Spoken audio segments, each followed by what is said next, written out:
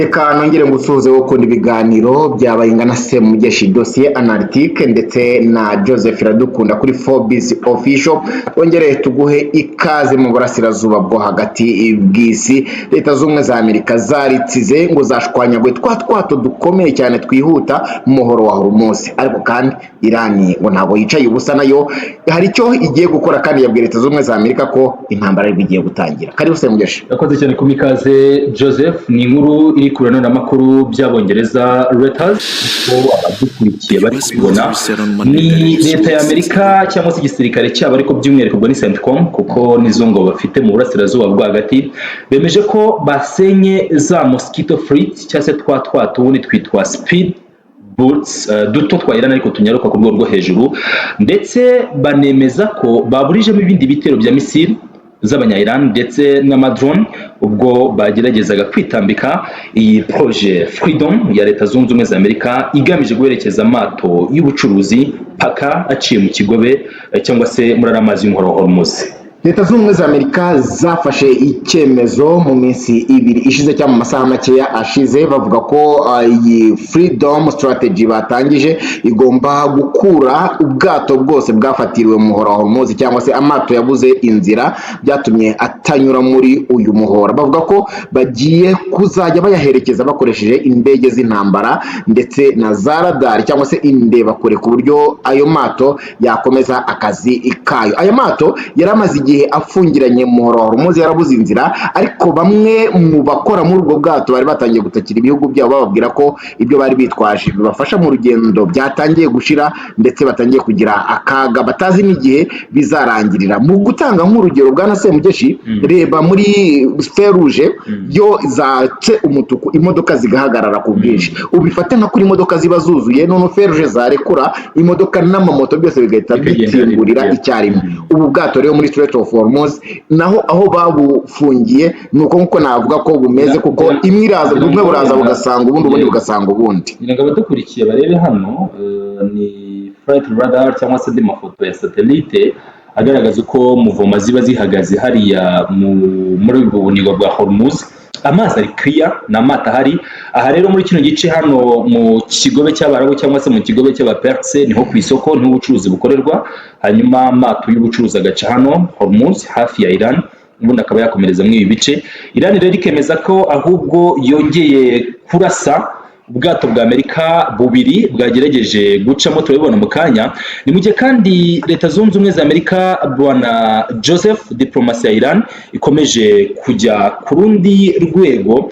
Minisitiri w'ububanyi n'amahanga wa Iran ni Dr Abbas Araghchi ategerejwe i Beijing mu Bushinwa kuri ubu mu ruzinduko rw'akazi. Araza guhura na mugenzi we Wang Yi. Ni uruzinduko rutagize byinshi ruvugwaho, ariko bemeza ko ari imikoranire isanzwe hagati y'ibihugu byombi mu gucungira hamwe umutekano muri kara karere, ariko n'ibijyanye n'inyungu mpuzamahanga ibihugu byombi bihuriyeho. Ni Dr Araghchi ugiye Beijing akubutse Moscow. N'uruzinduko mu mboni zawe Joseph ufite busobanuro ki? Leta z'ubumwe za Amerika zari zabrandinze igihugu cya Iran nk'igicibwa, ndetse atari kuri Amerika gusa no mu isi yose. Abantu batangira kwibaza bati ese ko Iran yabaye igicibwa ariko ikaba ikomeje kwihagararaho no gushaka guhangana haraza gucura iki? Ndetse yewe mu ntangiriro z'iyi ntambara abantu bibazaga aho Putin ari ndetse na Xi Jinping w'Ubushinwa aho baba bari kuri iyi ntambara, nyamara ibintu byagiye byicayura uko bwije n'uko bukeye. Nyuma yo kuva mu Burusiya, Minisitiri w'ububanyi n'amahanga Araghchi wa Iran akaba agiye kwakirwa i Beijing mu Bushinwa, bifite icyo bivuze gikomeye cyane ko Ubushinwa nabwo buri mu gihugu navuga ko ijisho ryabo bahora kuri peteroli icukurwa muri Iran, kimwe n'Uburusiya, kandi Uburusiya burabwegereye Iran kurenza undi uwo ari we wese. Kuba rero ibihugu by'ibihangange Iran yatangiye kubyiyegereza, bivuze ngo bwa butasi cyangwa se ya makuru y'ubutasi twabonaga Iran ivumbura kuri Leta z'ubumwe za Amerika tukibaza aho yavuye, dushobora kuza kubona imbaraga ziremereye ku ruhande rwa Iran kurenza uko abantu babitekerezaga, kuko kwinjira mu Beijing bakakwakira gutya nk'umwami kwinjira mu Burusiya bakakwakira gutya nk'umwami, ntugire ngo biri bugendera aho ngaho. Njye ndabibona mu buryo bwo gushaka amaboko, kuko Amerika iri kigaragaza nk'iyaje izanye inyundo kandi igomba guhonda mu gahanga ka Irani rero irasa naho yakomeje kwitegura nk'uko yakomeje no kubivuga na mbere, ivuga iti uko muzajya mudusiga siko muzajya mudusanga, muzajya musanga hari indi ntambwe twateye yo gukomeza guhangana namwe kandi ntituzarekera. Ni diplomasi y'ibihugu byombi Joseph ikomeje gutera imbere. Hari ibyigeze kuvugwa iyo akenshi bitarashimangirwa bari conspiracy theory, havuga umuryango witwa Crinks, umuryango bavuga ko ari uwa gisirikare uri mu bihugu by'Ubushinwa, Uburusiya, Iran ndetse na Korea ya Ruguru, ukaba umuryango ugamije cyangwa se ubwo uzaba ushyizwe hanze intego nyamukuru bazajya bakora ibikorwa bimeze nka OTAN, kuko basanzwe bafite BRICS, ni umuryango w'ubucuruzi wibanda cyane kuri kote economique, ariko ngo bari no kugerageza kubaka indi block ya gisirikare izajya cyangwa se izajya ihuriza hamwe imbaraga z'ibi bihugu. Iyi Crinks impamvu ikomeje kuba cyangwa se akomeje kwitwa conspiracy theory, ariko nanone kandi bamwe mu basesengura politike mpuzamahanga bakemeza ko uyu muryango uhari kandi ukora mu buryo butari bukorera mu gikari cyangwa se inyuma y'amarido. Ni tuve kuri uruzinduko ukurikije ingendo ari gukora twahuza n'iyo theory imaze iminsi ivugwa, avuye mu Burusiya aragarutse mu burasirazuba bwo hagati, agiye Muscat muri Oman. Baraganiriye uyu mugabo Dr. Abbas Aragace amaze iminsi afite akazi, kuko bivugwa ko nibura abaminisitiri b'ububanyi n'amahanga b'ibihugu hafi top 10 bikomeye mu isi baba baravuganye muri iyi minsi, uhereye ku bwami bw'Abongereza kugeza kuri Jean-Noël Barrot w'Ubufaransa n'abandi batandukanye. Noneho agiye mu Bushinwa. Wang Yi ni umuntu ufite diplomasi ku rwego rwo hejuru. Ni Iran igiye kuzana experience cyangwa se hari andi masomo y'abagisirikare bashobora guhabwa. Nari nirinze gukomoza kuri iyi Crinks kuko yavuzwe mu bihe byashize, ariko irasa naho iri mu bwiru bukomeye, ndetse ni Crinks byavugaga ko izaba iyobowe na Putin w'Uburusiya. Ntabwo Uburusiya bwigeze cyangwa se Kremlin yigeze yemeza ayo makuru. Bivuga ko harimo ibi bihugu by'ibihangange yego, nk'uko wari ubikomojeho, harimo ibihugu by'ibihangange, harimo Ubushinwa waruvuze, harimo Uburusiya, haravugwamo Korea du Nord, Iran nayo yivugwamo, ariko abantu bagafata iyi Crinks nk'umuryango waba ari ugamije ubwihebe kurenza uko waba ugamije icyiza. Bakavuga ko imiryango nka BRICS yasenywe cyangwa se yinjiriwe na Leta z'Ubumwe za Amerika rugikubita kubera ko yamenyekanye, ikamenyekana ko irimo gukora, Amerika ikayibangamira. Kubera ko nk'iyi neto yashinzwe mainly igamije guhangana n'igitutu cy'Uburusiya nyuma y'intambara ya kabiri y'isi yose. Neto rwose yashinzwe target ari urwagana n'iyo Soviétique. Aba bagabo rero kuguhisha rero iyi Crinks niho warugeze. Aba bagabo rero bamaze kubona ko Amerika akenshi ibangamira gahunda zabo bifitiye no kwihuza rimwe na rimwe bikabananira kubera igitutu no kubageraho akaboko karemereye, niba ariko navuga ari Ubushinwa bababwira ko bari bubafatira ibihano, ari Uburusiya bufatirwa ibihano, Iran byose nakubwira, igihugu cya ntuza nanone cya Iran cyangwa Korea ya Ruguru nayo sinakubwira. Ibibazo biba ari byinshi bwana Semugeshi, ku buryo kubaka Crinks icyo byafashije ni ukugenza ibintu gakeya ndetse no kugerageza guhisha bishoboka uku kwihuza kw'ibi bihugu by'ibihangange. Ndi kubona rero Iran ishobora kuba imbaruto noneho y'imikorere ya Crinks ndetse bagahangana na Leta z'Ubumwe za Amerika, ubyite mu buryo bushushe n'ubuhishe, ariko kandi bushobora gutanga umusaruro kuri iyi nshuro.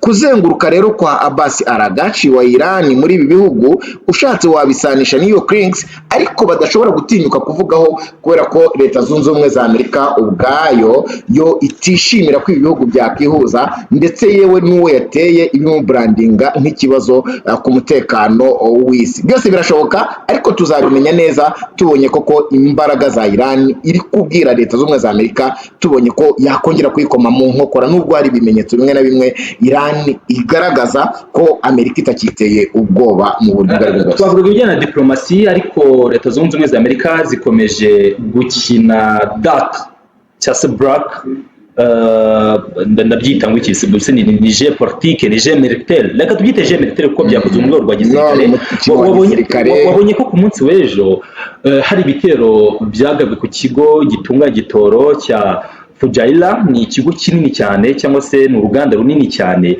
Iran yabihakanye byegeka kuri Amerika.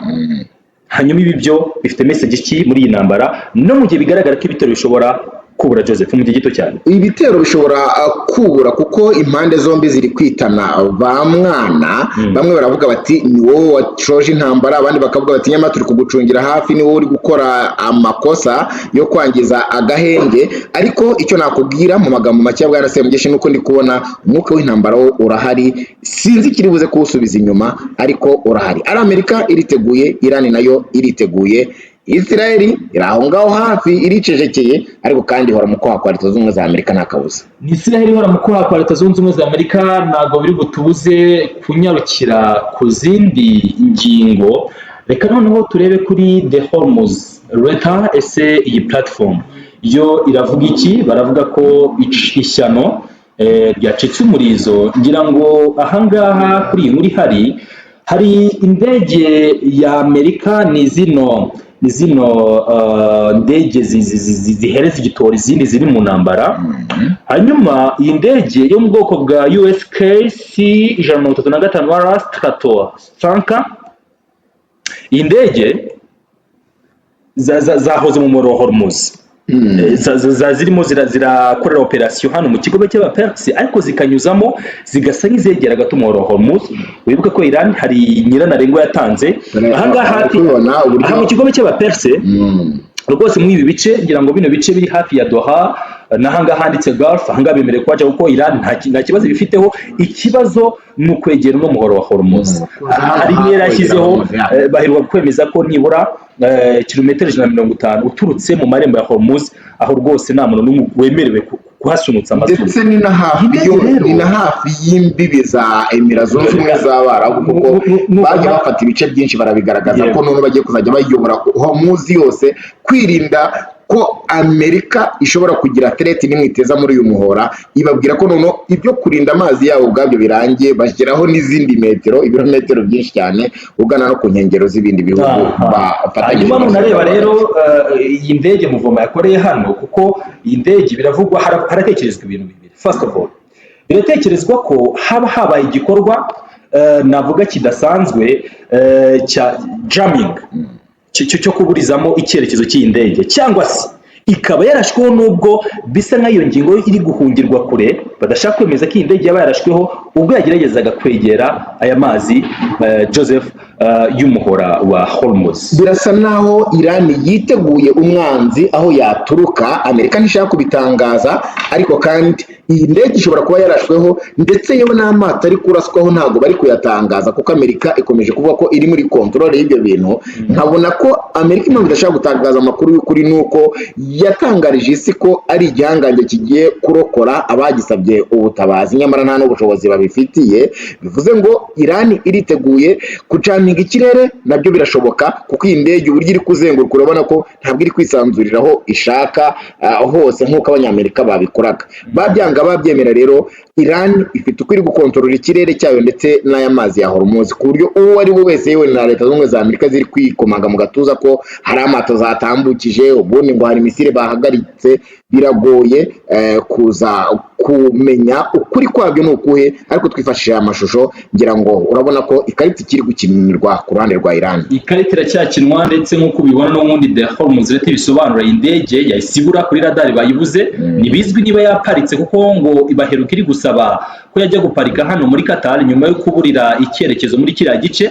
Bivuga ko niba atari jam z'abanya-Iran yaba yarashweho kuko yegereza kwegera iyi Hormuz. Amakuru yacu yo aba ari menshi. Joseph, unyemerere twerekeze kuri iyi platform yindi ya Wimarex. Aha rero hari ubutumwa Minisitiri w'Ububanyi n'Amahanga Dr. Abbas Aragachi ari gutanga, ariko kandi ubutumwa nanone yemeza ko bwavuzwe na Gaddafi, nawe ni Dr. ni President w'Inteko Ishinga Amategeko ya Iran.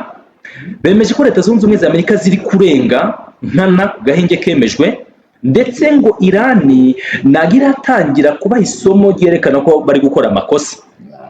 Hanyuma Iran ahangaha banditse bati bisa nk'aho intambara igiye gutangira, ati rwose ibisi byiza ku isoko si byiza ku isoko kuko Iran nayo irabizi ko kwinjira mu mirwano ubwayo biri kugira ingaruka ku bukungu bw'isi. Rero niba ikomeje kwenderezwa kandi bo bakaba biteguye kugira ibintu worse cyangwa se kubihindura umwanda kurenza uko twebwe twabitekereza cyangwa kurenza uko Amerika ibitekereza, barabizi ko biri buze kugira ingaruka zikomeye cyane ku isoko yo mu mahanga, kuko bazi icyo umuhora wa Hormuz uvuze, bazi icyo Iran guhangana n'ibihugu byo mu burasirazuba bwa hagati ndetse yewe na Leta Zunze Ubumwe za Amerika icyo bivuze ku isi, bashingiye kuri iyi peteroli nyine bacukura muri burasirazuba bwo hagati, cyane cyane ko ibi bihugu byose haba mu kigobe cy'abaperse ndetse no gukomeza muri ibyo bihugu turishyiramo na Iran, bazi ko bacukura peteroli nyinshi ifitiye akamaro isoko ry'isi ndetse n'inzira y'ibindi bicuruzwa bitandukanye byose bihaca.